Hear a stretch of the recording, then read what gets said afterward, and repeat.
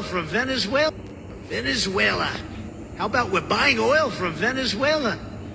When I left, Venezuela was ready to collapse. We would have taken it over. We would have gotten all that oil. It would have been right next door.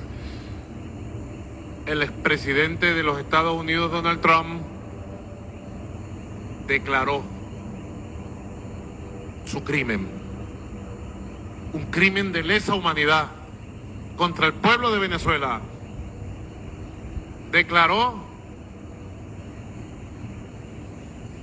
que el objetivo de su gobierno y de la agresión y las sanciones contra Venezuela era hacer colapsar la sociedad venezolana para que el poder imperialista de Estados Unidos se apoderara del petróleo venezolano, se apoderara de las riquezas de Venezuela. Diría un buen abogado, a confesión de partes, relevo de prueba. Trump ha declarado su culpabilidad en crímenes de lesa humanidad contra el noble y pacífico pueblo de Venezuela.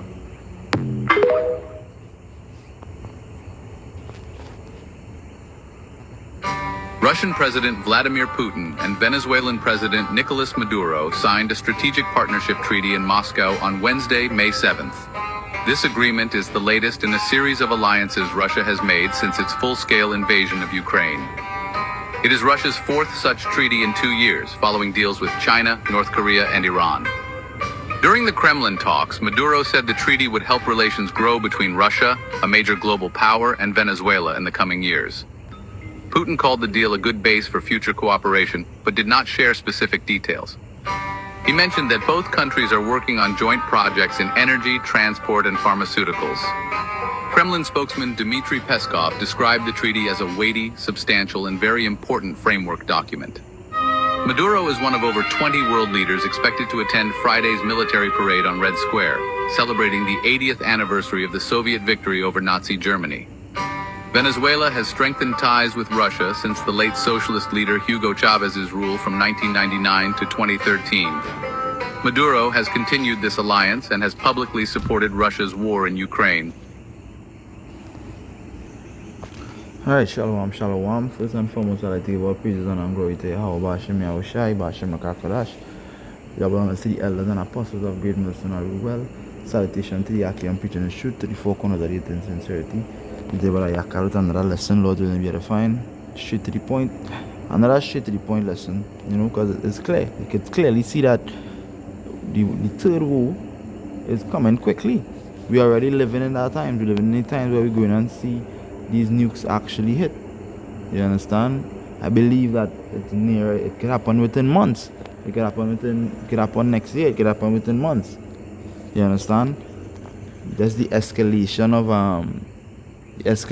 World War III coming, right? But we first know that the mark has to be implemented, right? We know that the mark, that is not the next big prophecy, right? And looking on and looking and being a watchman as the Lord commanded, we could clearly see the things coming, clearly see the signs, right? And that is what Russia butting in always to defend nations that are against America is what? That is them being a god. I have to get a piece of fair here.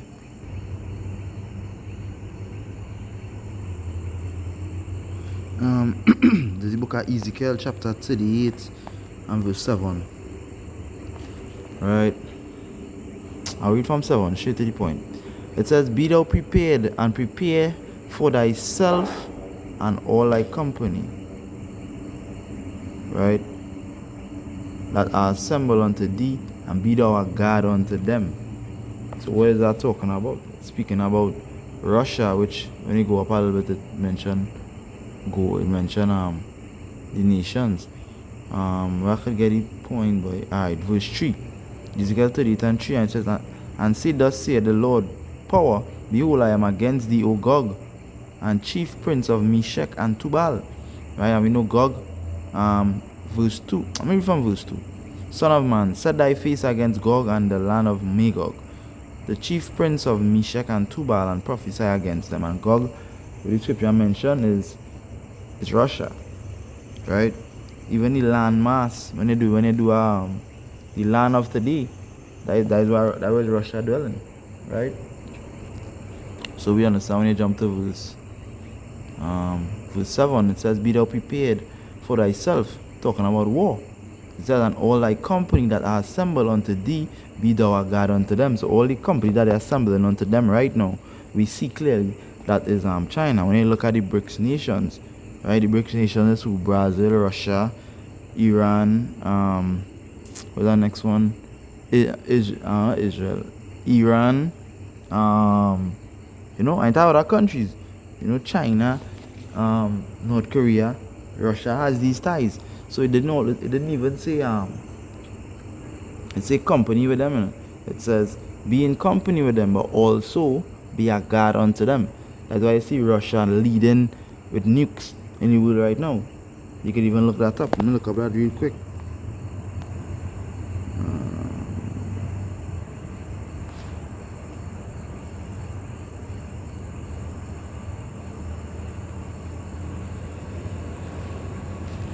Right, it says who has the most nuclear weapons in the world? That's what I just searched, right?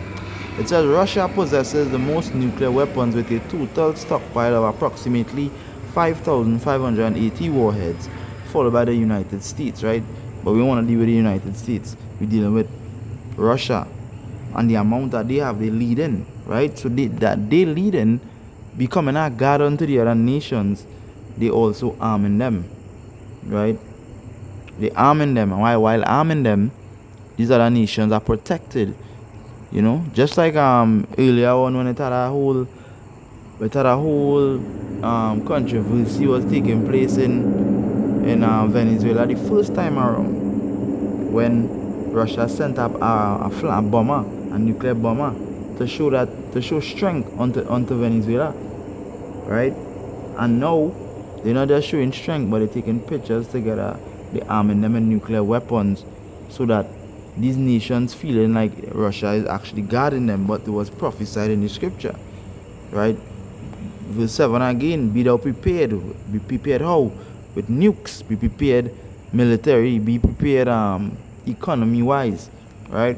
For thou and thyself and thy company that are assembled around about thee, Salakia, that are assembled unto thee, and be thou a guard unto them. So that's what they're doing. They be not God unto them.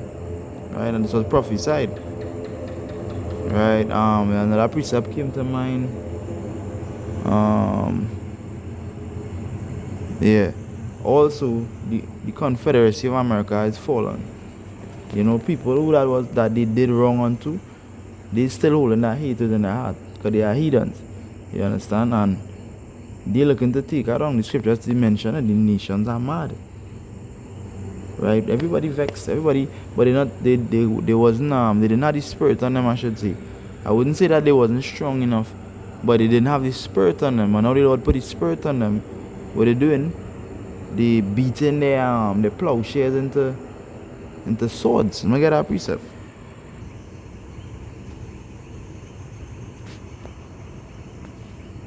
Right, this is the book of Joel, chapter 3 and verse 10. It says, beat your plowshares into swords and your pruning hooks into spears. Right? Plowshares, these things are like gardening tools. Right? They're beating it into what? Into swords. No longer focus on the economy and your GDP anymore. Focus on war, because we live in a time of war. We live in a time where, yes, Russia is being a guard unto them, but they're also spending their country's money in buying too. Making sure they have a proper arsenal, and that is because the spirit of the Lord is ready for that, ready for the end. So the Lord is making all these things come to pass, right? And these prophecies that happened way back when, and it happening now, because the scripture say that his words does not return unto him void, right? Just like the rain doesn't, when the rain come down, child, I could bring the precept, but brothers know what I'm talking about, right? So it says, beat your plowshares into swords and your pruning hooks into spears. Spears and swords in the modern days, guns, weaponry, armor, nukes. Right? Right, what I was reading? It says, let the weak say I am strong, And this is a song, a Christian song, you know it. Let the weak say I am strong. That was only speaking about war. The weak nations that were always being hammered on. And the reason why I use the word hammered on is because the scripture mentioned America as the hammer of the earth. It says, how is the hammer of the earth cut asunder? How they dropped from the quality that they was fighting war to now. The army looking weak. And it's because the Lord weakened them. The scripture said that too. I raise and I bring them down. The Lord set up kings and he also brings them down. So that's what's happening to them right now. And that's how we know more than ever that we live in the last days. Technology is on a high. You understand? So this war could happen anytime now. And they're at our back door. Right? They're right there. War is on our back door and we live in Trinidad. So you understand that anytime now something could kick off. You understand? But we trust in the Lord that He's gonna take us from this. That He will deliver us from this. Right? War is in the air. That should be the title of the video. War in the air. And you know, we got a precept to close with.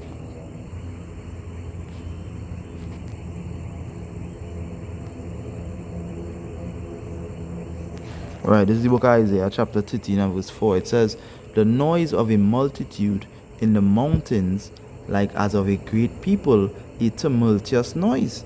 Right? What is like a multitude in the mountains? Think about it. Right? Right? The armies getting gathered for war. Armies. A tumultuous noise. Tumult means noise of war. You know it, right? It says the noise of the multitude in the mountains like of a great people, a tumultuous noise of the kingdoms of nations, different nations, China, Russia, Iran. It says gathered together, right? The Lord of hosts mustered the host of the battle. So this also proves that the Lord didn't have it in their mind as yet, in the spirit. The Lord had to put it in their spirit when He ready for them to fight. Right, now is the time to fight. And He sent the Lord sent His angels, His spirits to mingle within them and do exactly what He pleased. The scripture says that they seek to appease the wrath of the Lord. They seek to go out there and do the Lord's will. That is what they were created for. Spirits created for vengeance. Right? Let's see.